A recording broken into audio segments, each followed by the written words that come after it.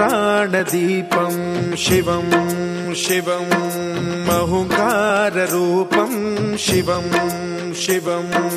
महासूर्यचन्द्राग्निनेत्रं पवित्रं महागाढतिमिरान्तकं सौरगात्रं महाकान्तिबीजं महादिव्यतेजं भवानी समेतं भजे मञ्जुनाथं। शङ्कराय च मयस्कराय च नमः शिवाय च शिवतराय च भवहराय च महाप्राणदीपं शिवं शिवं भजे मञ्जुनाथं शिवं शिवं अद्वैतभास्करम् अर्धनारीश्वरं त्रिदशहृदयङ्गमं चतुर्दधिसङ्गमं पञ्चभूतात्मकं षट्शत्रुनाशकं सप्तस्वरेश्वरं अष्टसिद्धीश्वरं नवरसमनोहरं दशदिशासु विमलम् एकादशोज्ज्वलं मेघनाथेश्वरं प्रस्तुतिवशङ्करं प्रणतजनकिङ्करं दुर्जनभयङ्करं सज्जनशुभङ्करं प्राणिभवतारकं प्रकृतिहितकारकं भुवनभव्यभवनायकं भाग्यात्मकं रक्षकं ईशं सुरेशं ऋषेशं परेशं नटेशं गौरीशं गणेशं भूतेशं महामधुर पञ्चाक्षरी मन्त्रमार्चं महाहर्षवर्ष प्रवर्षं सुशीर्षं नमो हराय च स्मरहराय च पुरहराय च रुद्राय च भद्राय च इन्द्राय च नित्याय च निर्निद्राय च महाप्राणदीपं शिवं शिवं भजे मञ्जुनाथं शिवं शिवं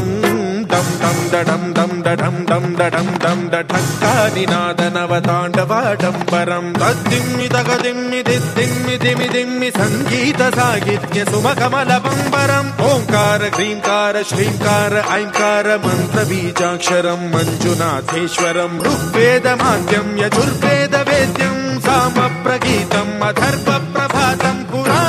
पुराणेतिहासप्रसिद्धं विशुद्धं प्रपञ्चैकसूत्रं विबुद्धं सुसिद्धं नकारं मकारं सिकारं बकारं यकारं निराकार साकार सारं महाकालकालं महानीलकण्ठं महानन्दनन्दं महाट्टाटहासं जटाजूटरङ्गैकगङ्गा सुचित्रं ज्वलद्वुग्रनेत्रं सुमित्रं सुगोत्रं महाकाशभासं महाभानुलिङ्गं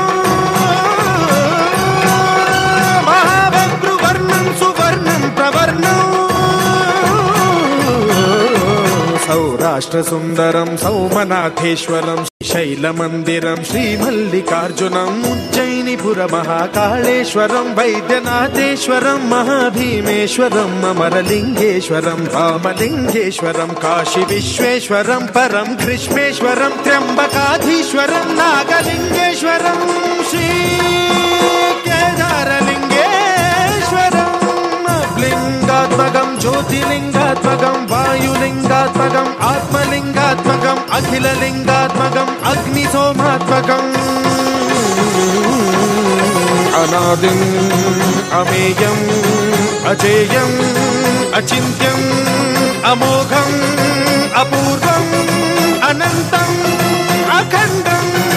अनादिम् अमेयम् अजेयम् अचिन्त्यम् अमोघम् अपूर्वम् अनन्तम् अखण्डम् धर्मस्थलक्षेत्रवरपरं ज्योतिम्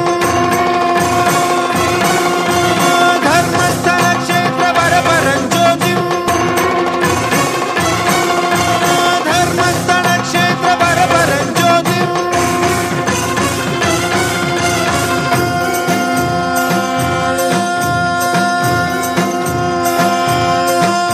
ॐ नमः सोमाय च सौम्याय च भव्याय च भाग्याय च शान्ताय च शौर्याय च योगाय च भोगाय च कालाय च कान्ताय च रम्याय च गम्याय च ईशाय च श्रीशाय च शर्वाय च सर्वाय च